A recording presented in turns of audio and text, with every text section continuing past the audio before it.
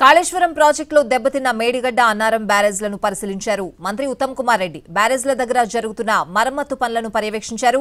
దీనిపై ఒక నివేదిక తయారు చేయబోతున్నామని చెప్తున్న మంత్రి ఉత్తమ్తో మా ప్రతినిధి భాస్కర్ మరిన్ని వివరాలు అందిస్తారు.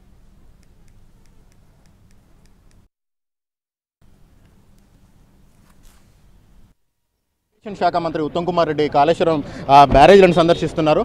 వారు ఏం చెప్తారో ఒకసారి ఆయన వారి మాటల్లోనే తెలుసుకుందాం. సార్ మీరు ఇప్పటివరకు 2 బ్యారేజ్లను సందర్శించారు, ఇప్పుడు మరో 3వ బ్యారేజ్కి వెళ్తున్నారు. ఏం చూశారు సార్?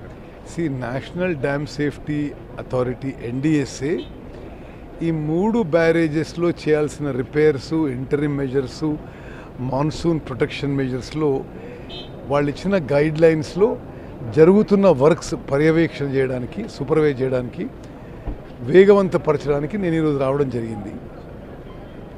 సో 2 బ్యారేజెస్ చూసినాం, 3వ బ్యారేజ్ పోతున్నాం.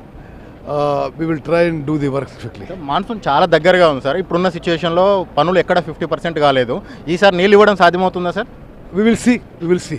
ఇది కాళేశ్వరం ప్రాజెక్టుకి సంబంధించి వివిధ బ్యారేజ్ల వద్ద పనులను పర్యవేక్షించడానికి వచ్చాను.